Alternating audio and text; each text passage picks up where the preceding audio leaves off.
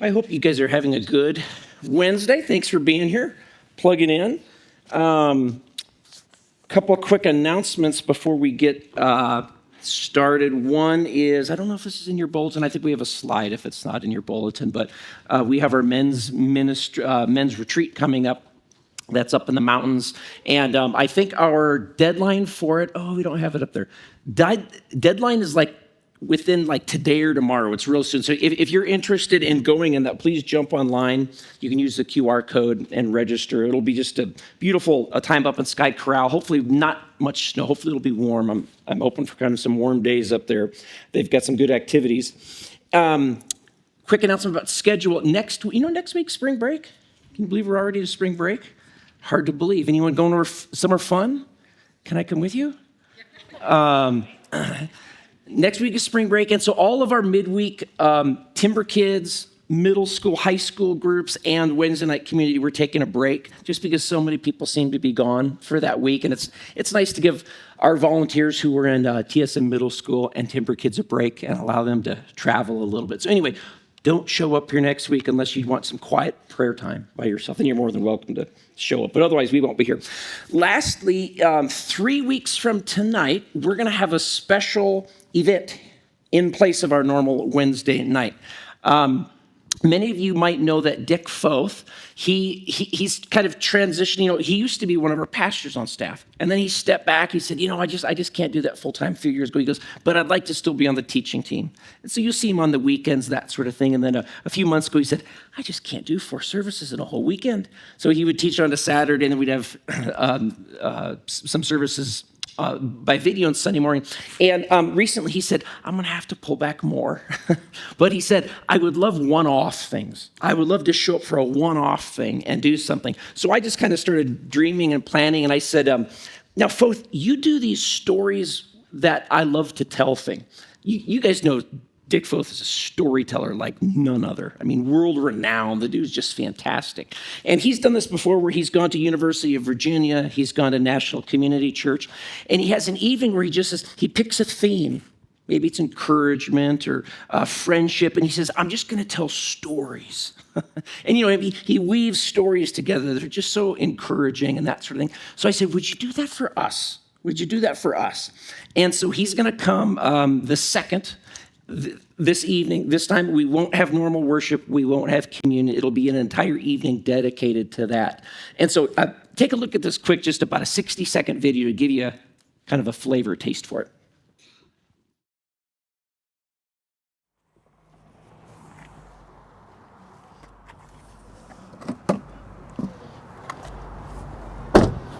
Okay, there we go.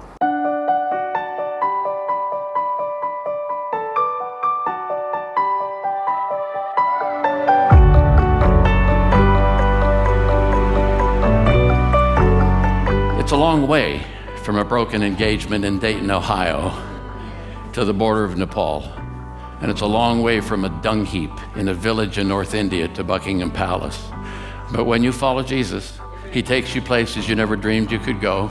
He gives you ideas you never thought you could have. And he gives you friends that last forever.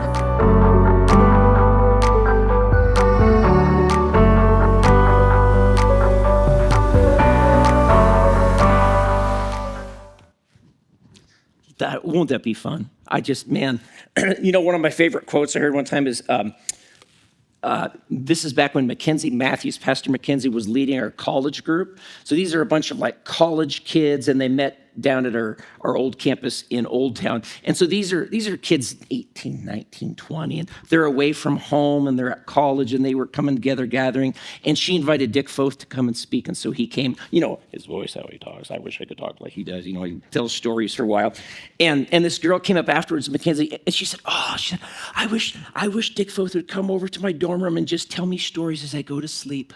And I thought, that's how we all feel. We just want Dick to read the phone book and we'll go to sleep because he has such a wonderful voice. So I hope you'll be there. I hope you'll invite some friends. I often tell people, one day I'll say, I remember when we had Dick Foth at our church. What a treasure. Dude is just a treasure. So I hope you'll be there with us.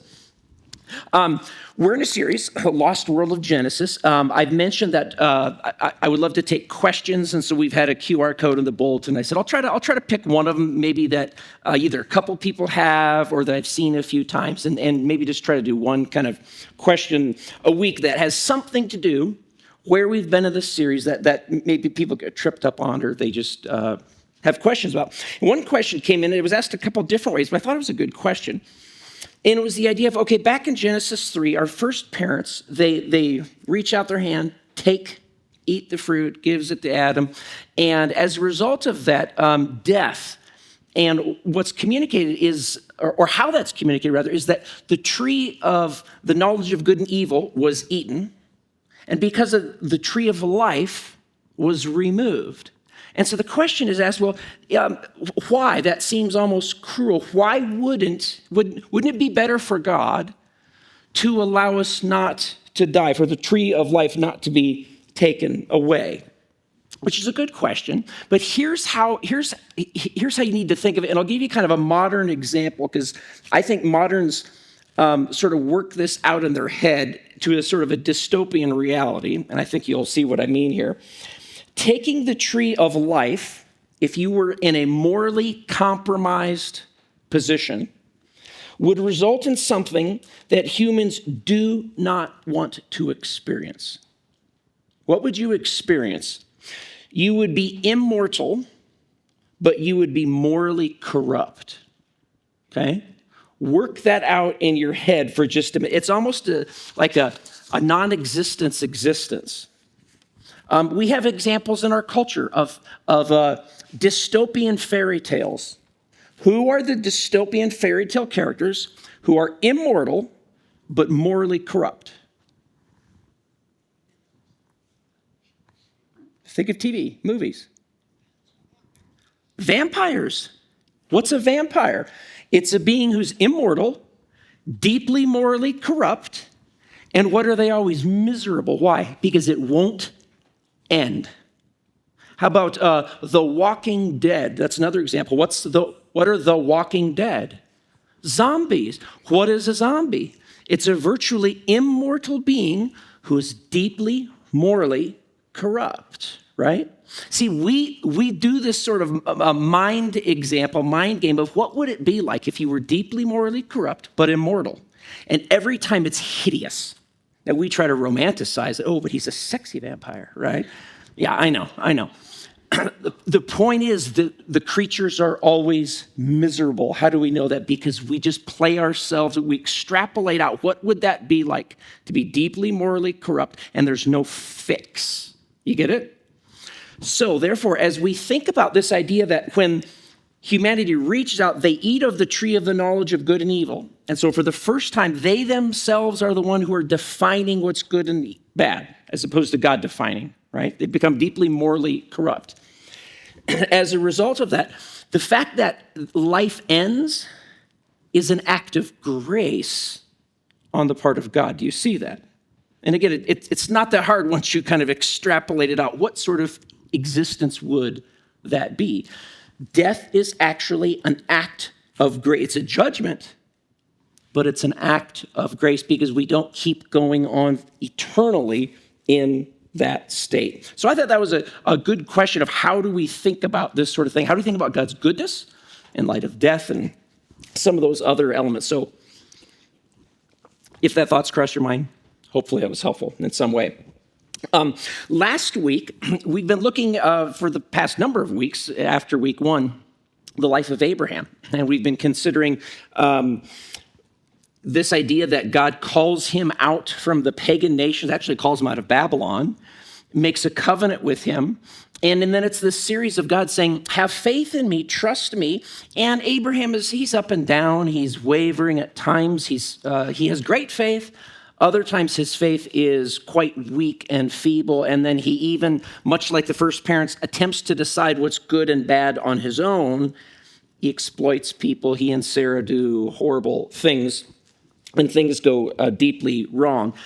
They take advantage of this Egyptian slave girl they had to try to make God's promises come true in their timing, have Ishmael, Finally, Yahweh shows up and says, that's not the promised child. It's going to be through Isaac. Sarah laughs. That's where he gets the name. Isaac means laughter.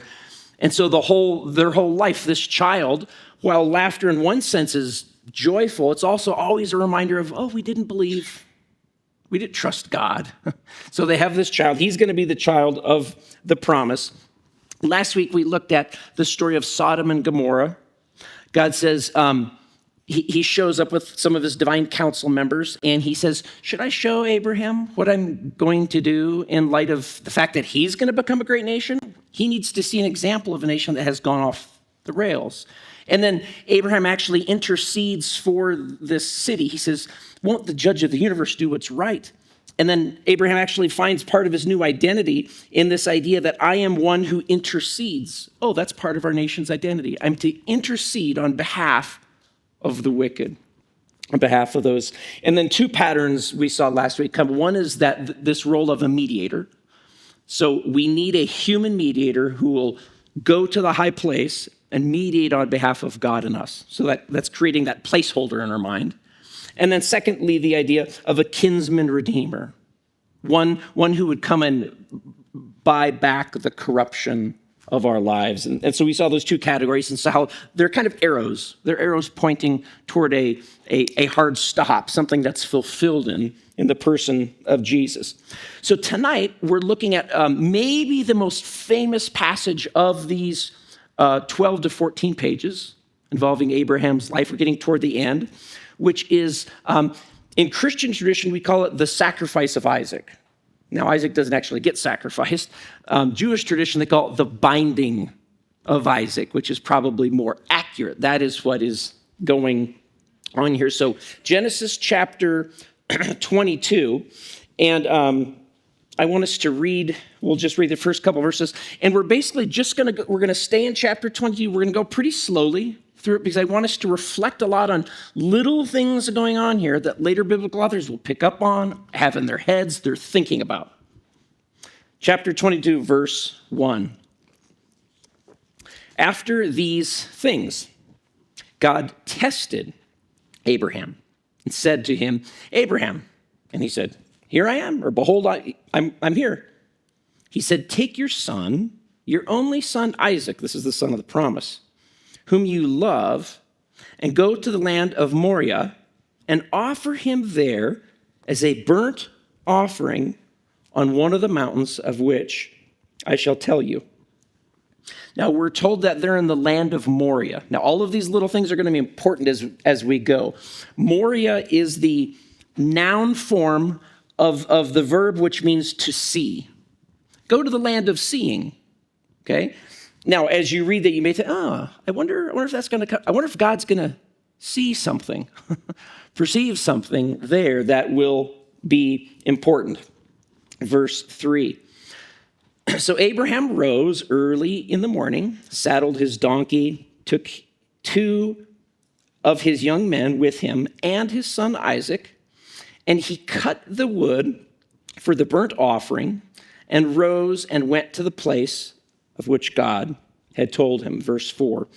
On the third day, Abraham lifted up his eyes. He saw the place from afar. Let me just pause there. This becomes an important motif, the third day. This is the first time it's mentioned. But as we mentioned, there are phrases, motifs, ideas that are just laid down in these first couple chapters that later authors pick up on and they're commenting on, they're thinking about, and it gets worked into their thinking. So when you see it, remember patterns. You start to see patterns, you start to see things going on there. This phrase, the third day or on the third day, it appears pretty frequently in the Bible. And here's what it oftentimes is supposed to make you think about. It's supposed to signify. It's the idea of a short period of time that's going in one direction and all of a sudden, surprise. Okay? That's kind of the idea. Examples of the motif. Well, we have the first one here with Abraham, his near sacrifice of his son. If you know the story, it's a 3-day trip. You look what's going to happen. He's going to be bound. There's a surprise reversal. Can you think of a prophet who was thrown off a boat and a giant fish swallows him? And he's going down into the deep, into the dark, and his prayers, I am in death, I am dying. What's the direction he's heading toward? Death. What happens on the third day? He spit up, surprise reversal. Do you remember Joseph, the coat of many colors, that Joseph? Joseph has the brothers sell him into slavery. Long story. Joseph ends up in Egypt. There's a famine. He ends up saving the whole known world. His brothers finally come. They don't know who he is. He throws his brothers into prison. They think they're dead because it looks like they've stolen. He leaves them there for, guess how long? On the third day, we're told, he brings them up out of prison. Strange reversal. You're not just not going to die. Your whole family is going to be saved. Esther, her whole family, her whole people group are going to be killed, right? Gallows have been made for all the Jews. She throws a feast. Guess how long the feast lasts? Of course. On the third day, she finally says, here's my request. Strange reversal. It's not the Hebrews who die. It's the people who are planning her own death. It's even used not necessarily positively, but negatively. Jesus, toward the end of his life, he's with Peter. Remember, Peter says, I will never leave you. I'll die for you. I'll die for you. I'll die. He keeps saying positive. Look at the direction it's going. What does Jesus say? You're going to deny me 3 times. And of course, the ultimate one that we can easily think about, when Jesus says, here's the only sign you're going to get. The Son of Man will be in the ground like Jonah was in the belly of the beast for 3 days and 3 nights. It's looking like death is coming. What's the surprising reversal? Resurrection. Okay, do you see it? This becomes a motif that when you see it, you're supposed to go, it looks like everything's going this way. All of a sudden, surprising reversal. It goes the other way. And this is what is first laid down in this early story that later biblical authors, they're thinking about, they're ruminating on, they're commenting on. Here's one quote just from a scholar. Some scholars interpret this pattern as representing a short time frame for divine action or the culmination of an important event. The repetition of this phrase throughout the pages of Scripture suggests its significance both in biblical narratives and in theology. Fascinating idea there by it. So we see this idea takes a 3-day walk. Okay, the reader who's real familiar with Scripture is going to go, ooh, this is going to head in a direction. I wonder what the surprise reversal is going to be, is what the careful reader has in his mind. Now, in verse 1, we're told, let me go back there. After those things, God tested Abraham, okay, and said to him, I want you to sacrifice your son.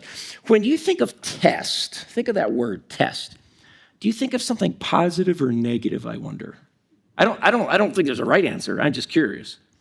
Do you think of does test feel positive to you? Does it feel negative? Like I think about when I was in school, I wasn't a particularly great test taker, right? So I hear test and I'm just, anxiety and, it's going to be bad and, that sort of thing. So I don't know what concept comes to mind when you hear a test. But the word, in Hebrew, it's nasa. And it just means to prove or to make public or to demonstrate the truth about something.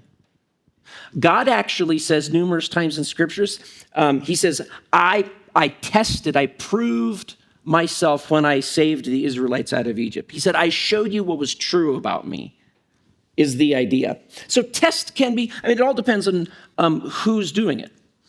If someone's testing you and they have your best intentions in mind, right? Like if they're helping you study piano and you have a piano recital, or if you're taking martial arts and you're doing different things to testing for the next belt, this is someone who hopefully has your best interest in mind. They want what's inside you to come out, what's genuinely there, right? They want it exposed to be made known.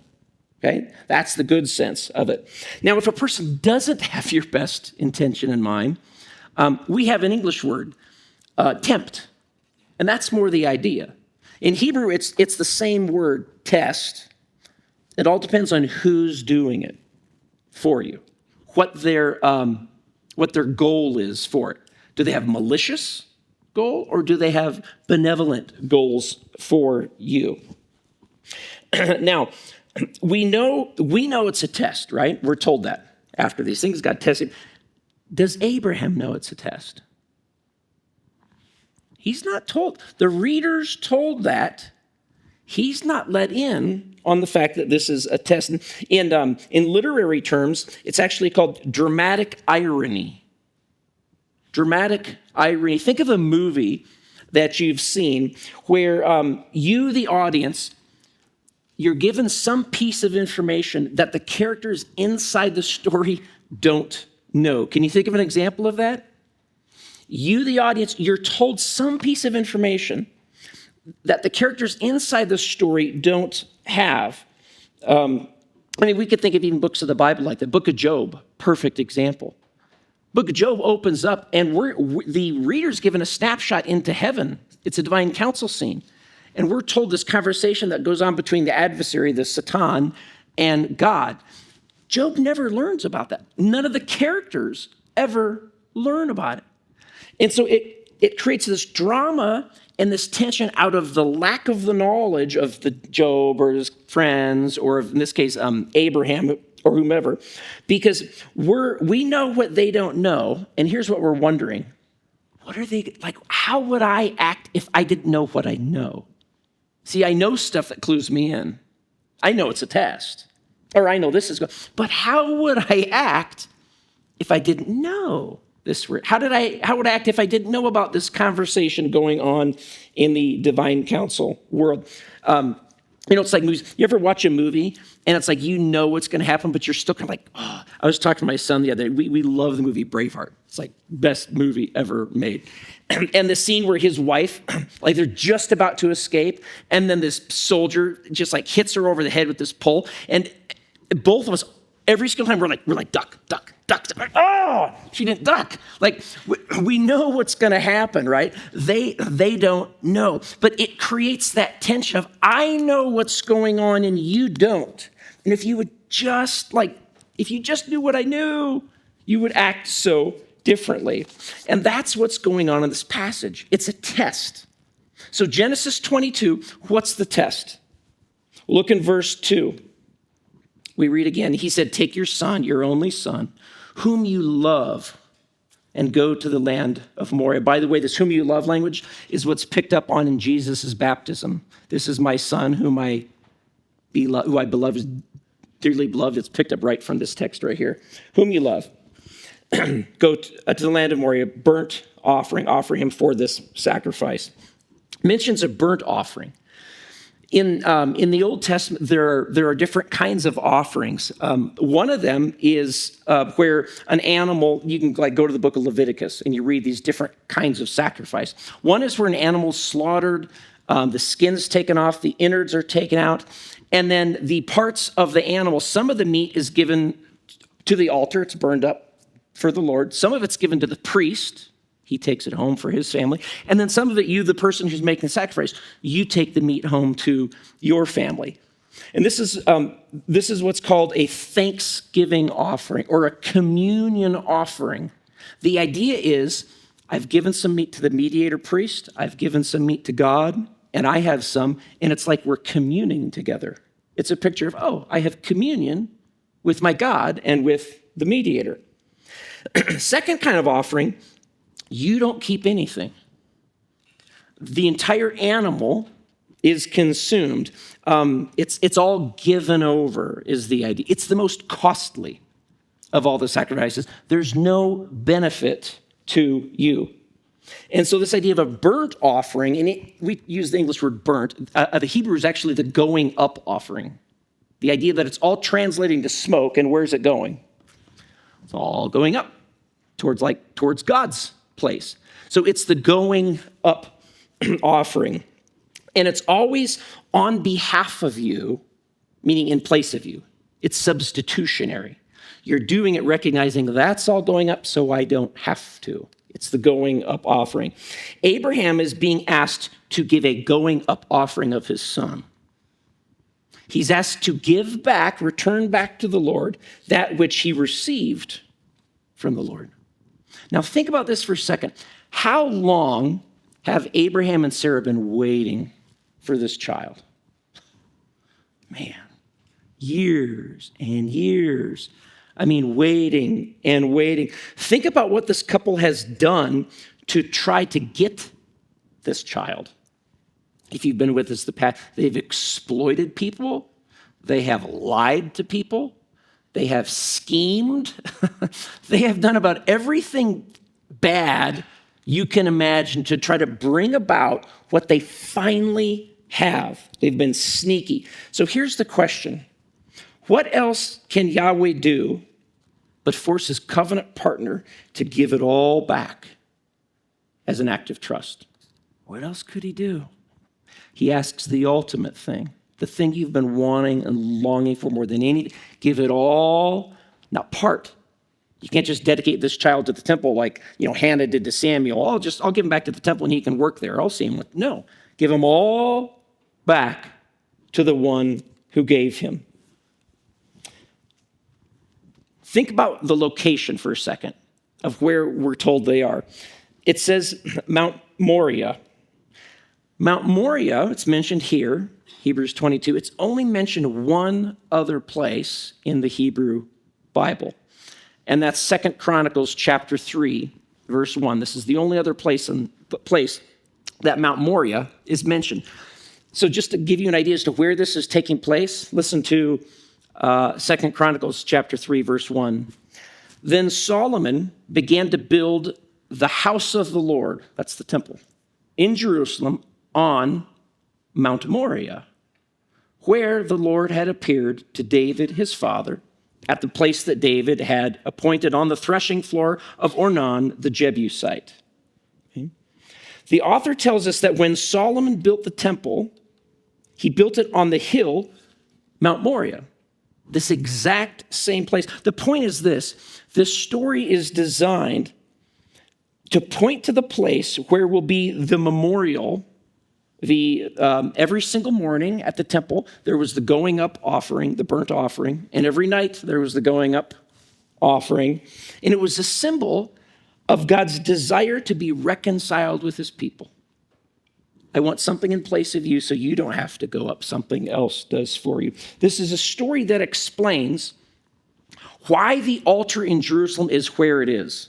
If you're a little kid and you've gone to temple since you were a child, every Passover, even if you lived in, way in the outer skirts of, South Asia or Turkey, whatever, at least once a year, you would come to this one location, at least at Passover, and you do your sacrifice. And why there? Why that location? This story. Because of this first substitutionary story. That's why the altar has to be there at that very spot. That's what's going on with this. And that's why the author wants you to have an explanation story. Why here as opposed to somewhere else? Okay, that's the test. Let's follow Abraham up the mountain and let's see what happens. Chapter 22, starting in verse 4. Back in Chronicles. Chapter 22, starting in verse 4. On the third day, Abraham lifted up his eyes, and he saw the place from afar. Then Abraham said to his young men, "Stay here with the donkey. I and the boy will go over there." And it says, in the Hebrew, it says, "And we will worship, and we will come to you again." It says, we will go over there, we will worship, we will come to you again. It said 3 times. It's ambiguous language, isn't it? Why did he say, we will go over there, we will worship, we will come back? And it's supposed to be ambiguous. The reader's supposed to go, what's going on here? Is it that he really believes God has the ability to bring life out of a place that's going to involve death? I mean, he did bring life out of a dried womb before. That's possible. We've also known Abraham's a liar, right? He lies when it benefits. Is he trying to throw them off the scent? Does he not want them to be suspicious? And the reader goes, I don't know. Okay, keep reading then. Verse 5. And Abraham took the wood of the burnt offering, laid it on Isaac, his son. I'm going to go to verse 12. Laid it on his son. He took in his hand the fire and the knife, so they went both of them together. And Isaac said to his father, Abraham, my father. And he said, here I am, my son. He said, behold, the fire and the wood, but where is the lamb for a going up offering, burnt offering? Abraham said, God will see. We translate it, provide. What's the name of the mountain? Moriah, it's the mountain of seeing. God will see, or you could, I think it was like, God will see to it. He will see that it's done, kind of thing. He will see for himself the lamb for a going up offering, my son. So they both went both of them together. When they came to the place of which God had told him, Abraham built an altar there, laid the wood in order, and then he bound Isaac, his son, and he laid him on the altar on top of the wood. Then Abraham reached out his hand and he took the knife to slaughter. Do you feel how the story is slowing down? The author sometimes can use one sentence to refer to the next decade. He's intentionally slowing down to build this is the 3-day thing. It's going in one direction. It's going toward death. It's going in that direction. Verse 11. But the angel of the Lord, do you remember him, that character we met a few weeks ago with Melchizedek? Then the angel of the Lord called to him from heaven and said, Abraham, Abraham. He said, here I am. He said, do not lay your hand on the boy or do anything to him, for now I know that you fear God, seeing that you have not withheld your son, your only son, from me. Couple thoughts. It's interesting, this statement where it says, now I know. Isn't, like, how are we supposed to, like, theologically think about that? If we're classic theistic Christians, we would say God's omniscient, which is to say he's all-knowing, he knows everything. Well, if he knows everything, how is it that now I know if he's omniscient? I would submit to you, it's not so much the idea that God didn't know what he would do, it's that he knew that Abraham needed to make the choice in real time and space. It's like, have you ever had something that maybe you knew one of your kids wanted really badly and you wanted to give it to them, but first you wanted to see them maybe make some sacrifice? Why didn't you give that to your sibling? Now, they didn't know you had something, behind your back, so to speak, but you wanted to kind of like reward them, but you want them to come to a place of moral clarity where they choose kindness. And then I'm so pleased that you did that. And then you give them, but you're waiting because you want them to come to the point of moral clarity, right? That's what God is doing. Now it's proven, the test. Now it's known to all. It's demonstrated, your faith, it's authentic in me. Now I know that you fear God. That's another question I think that surfaces out of this text is this idea of the fear of the Lord. If you've ever read the book of Proverbs, this theme, this concept, the fear of the Lord, it's all over the place. It's encouraged. The fear of the Lord is the beginning of wisdom, right? It's like starting point is the idea. What exactly does that mean?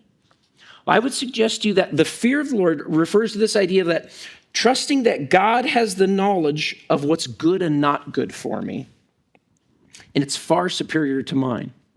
Again, go back to the tree in the garden, the tree of the knowledge of good and evil, as opposed to me determining what's good and what's evil.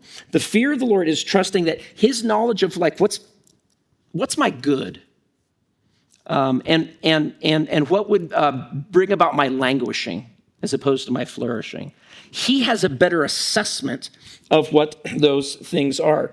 Let me ask you a question this way. Do you ever fear not getting what you want most deeply in life? Yeah, I do. I fear about not getting what I want most deeply. And I want tons of things. I want tons of things, right? I fear not getting those things. The fear of the Lord does this. I recognize that I fear not getting a lot of things in life, but my number one fear, above all of those, is not getting what God says is good more than what I think is good. That's the fear of the Lord. I fear more missing out on what he has for me than what I want for me. If I genuinely fear that, I don't want to miss out on that. That's the fear of the Lord. And he says that's the starting path of wisdom. Why is that starting path of wisdom? Because then you don't pursue, like Abraham and Sarah, your own deceitful ways to get what you think will make you happy. You submit to him and you say, I trust what you have is better than what I'm clutching, what I'm grasping for in my life. But that's so hard to do because I so quickly start to think, I know what's best. I'm certain of it. And if God would just listen to me, we'd all be happy, right? But the fear of the Lord says, I fear missing out on what he has for me more than anything else. I genuinely fear it. That's the beginning of wisdom. It's kind of like what Jesus says in Matthew 8:36. He says, what does it profit a person if he gains everything they want? What benefit is it possible if you gain the whole world, but you lose this immaterial thing, your soul? What can feed your soul? Only the Most High God. So he says, you can gain all that stuff. It won't even compare on a scale if you lose the thing that would nurture your very soul, your very essence in life. Trusting in God's knowledge of what's good and bad, that is the fear of the Lord. That simply is what it is. Let's jump back to the passage here. Get back to the story. Chapter 22, verse 13 and 14. Abraham lifted up his eyes. He looked. Behold, behind him was a ram caught in a thicket by its horns. Abraham went and took the ram, offered it up as a going up offering, the burnt offering, instead of his son. So Abraham called the name of the place, the Lord will see. The Lord will provide. And then the author says, hey, dear reader, it said even to this very day, like when this is being written, on the mountain of Yahweh, where's that? Mount Moriah, Jerusalem, or that the Lord will always see. He will always see to it that it's taken care of. He will always provide. Yahweh will provide. The rest of the Bible, you guys, explores this theme as much as any one of the idea of swapping. You go to the book of Isaiah. You probably know the phrase, the suffering servant. Isaiah almost culminates in this idea of what if there was a righteous Israelite? What if this righteous Israelite was so righteous, had the fear of the Lord, didn't pursue his own wants, but really wanted what God wanted. And he was so righteous that he suffered on behalf of God's people who were just wicked and broken and stumbling all over themselves. Oh, wouldn't that be wonderful? Or, so many other characters. Some of the gospel authors, when they talk about Jesus's crucifixion, when it comes down to it, remember his trial? And one author goes, I want to emphasize something. I want to underscore it because it'll make people think about that theme of swapping. And he says, by the way, there was a guy who was going to be killed. And Pontius Pilate said, I'll tell you what, I'll let a prisoner go and you can have another one. And you can have this guy or Jesus. And this guy's called Barabbas or Barabbas. His name means son of the Father. And the people call him. And so what happens? It's a swap, right? And the gospel author goes, that's exactly what happened before. That's what took place like way back at the very beginning. That's what's going on here. Jesus substituting himself for the guilty. Genesis chapter 2, verse 15. Verse 15, and the angel of the Lord called to Abraham a second time. So here's a second speech from heaven. He said, by myself I have sworn, declares Yahweh, because you have done this and have not withheld your son, your only son, I will surely bless you, and I will surely multiply your offspring. This gives a little hint that the story's turning. It's no longer about Abraham. It's going to be about his offspring. His story's coming to the end. Your offspring, they're going to be, this will sound familiar. We read of this earlier, chapter 12, chapter 15, like the stars of heaven, like the sand on the seashore. Your offspring shall possess the gate of his enemies because you have obeyed my voice. So Abraham returned to his young men, and they arose and they went together to Beersheba, and Abraham lived at Beersheba. I just want to make two quick notes here kind of as we wrap things up for this evening that have significance as far as, again, theme, idea, hyperlinks, motif, however you want to think of it going forward. First thing is in verse 18, there's an interesting turn of phrase here. I can't prove this is the case. I've read some commentators who think this is the case. I'm pretty convinced of it. It's interesting, at least. When he says, he speaks of his offspring, which is seed. Remember the word seed? So he says, your seed. And your seed shall all the nations of the earth be blessed because you have obeyed my voice. Commentators point out this is a weird turn of phrase in Hebrew that English translators have a hard time figuring out how to translate it because it almost doesn't make sense in Hebrew. Here's literally what it says, and here's why they don't do that, because that sounds weird. Your seed shall all the nations of the earth be blessed because on the heel of the fact that you have listened to my voice. On the heel of the fact that you have listened to my voice. Can you think of a passage which involves seed and heel? Can you think of it? Yeah. Genesis 3:16. The word heel has not been used in Genesis since Genesis 3. It's not like it's a common word. And it's thrown in a weird place. Your seed will receive this, bless the nations, because of on the heel of like obedience. Well, if you go back to Genesis 3:16, we read this. Because you have listened to the voice of your wife, here's the, let's see, we get to the 3:16. To the woman he said, I will surely multiply your pain in childbearing. In pain you shall bring forth children. Your desire shall be contrary to him, your husband, he shall rule over you. To Adam, he says, verse 15, says to the serpent, I will put enmity between you, between you and the woman, between your seed and her seed. He shall bruise your heel, you shall bruise his head. That was the last time that seed and heel were used together as vocabulary.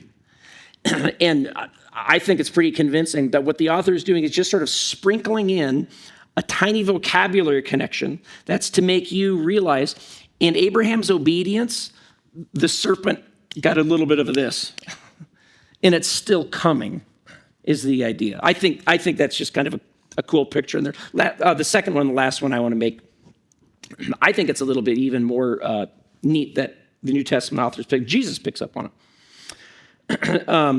We read this back in Genesis 22:17. I will surely bless you, and I will surely multiply your offspring as the stars in heaven, as the sand that is on the seashore.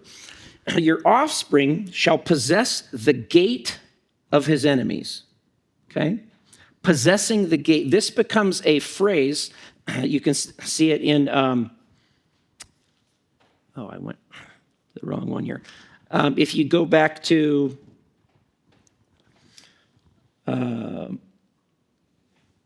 Genesis 24:60,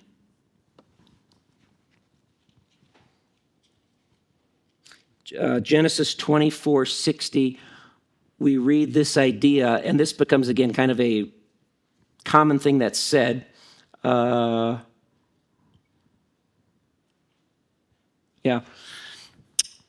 they went away. So they sent away Rebekah, her sister, and her nurse, Abraham's servant, and his men. They blessed Rebekah and said to her, "Our sister, may you become thousands of 10,000s. May your seed possess the gate of those who hate him." There was this hope, this promise that the seed would one day possess the gate. If you think of a city has gates. Gates are the one place that were vulnerable to intruders. You had walls. Walls are defensive, not offensive. You with me? The gates are the one place where the fighting happens. If the enemy gets to the walls, where they're going to fight you is in the gates. And the gates were usually quite deep, and you would put your armies inside the thickness of the wall. And the gates was the place of fighting. And if you possessed the gates, you possessed the city. You with me? So this phrase, may your seed possess the gates of your enemies. Does that sound familiar at all to you?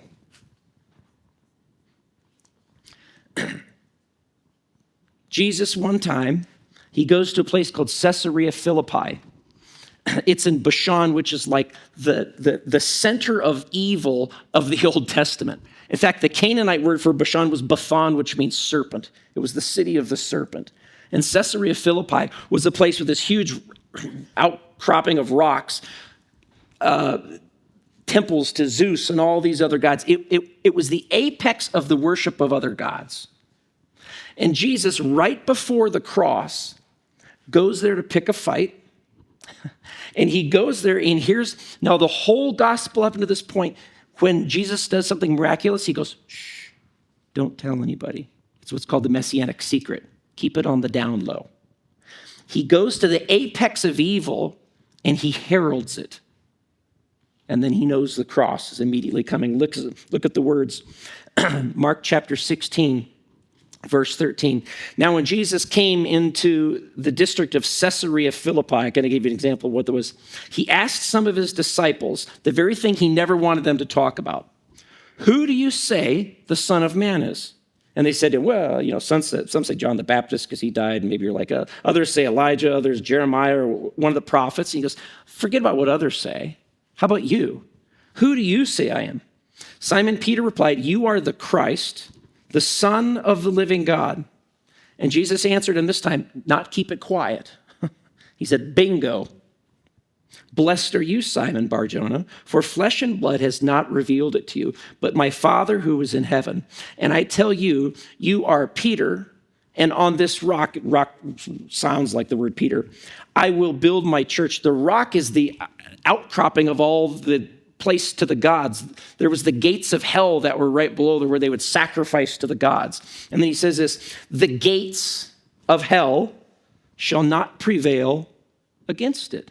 I'm going to give you the keys to begin taking this apart. What are the gates of hell? The gates of hell were thought to be the sort of elevator to the underworld. What's the underworld? It's where the dead go. Who's in charge of the realm of the dead? The Lord of the dead. Who's the Lord of the dead? It's the serpent. Do you see what Jesus is doing when he goes to Caesarea Philippi?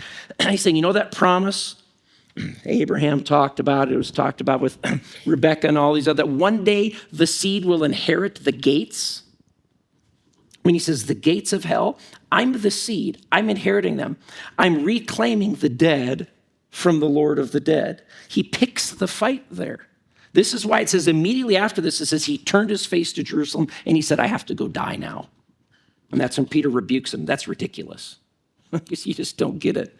I'm reclaiming the dead in the gates of Hades, the ones who are down there. I'm inheriting the gates.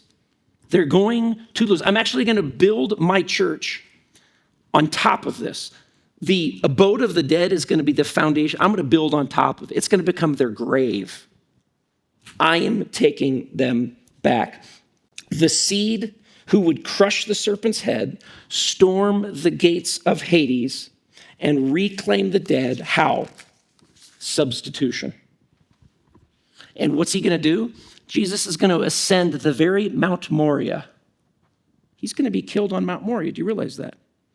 Just like Isaac did, he's going to ascend Mount Moriah, except this time, he's the substitute. He's the one caught. He's the one nailed to the cross in a substitutionary death. He fulfills what Abraham first got. He fulfills what all of the Hebrews hoped for as they read this Jewish meditation literature for centuries, wondering, how will this be fulfilled? How will it be done? And he's the perfect example. And that's why every single week we remind ourselves, you know what we remind ourselves? How deep and how wide and how long and how the breadth of the love of God. That he would do this in the person of Jesus. He would substitute himself for us, the rabble. So over this next couple minutes, I'm going to ask you to just, in the quietness of your own heart, listen to the Lord, listen to his Spirit as we sing the song, How Deep the Father's Love Is for Us. And then I want us to come back together and take the elements. How blessed we are that the chosen one, the seed, on the night before he was betrayed, knowing what would take place, he brought a Passover meal together, and with his disciples, he took bread and he broke the bread, and he said, this bread is my body and it's broken for you. Take and eat. Let's do that. In the same way, after the meal, he took the cup. He said, this cup is my blood in a new covenant shed for you for the remission of sins. Take and drink. Paul reminds us each time we do it, we proclaim the Lord's death until he comes again. Amen? A benediction before you leave. May Yahweh bless you and keep you. May Yahweh make his face to shine upon you and be so gracious to you. Yahweh lift up his countenance upon you and give you peace, the peace of Jesus. Amen. Love being with you guys. Go in the grace of God. I won't see you next week, but I'll see you the week after that. See ya.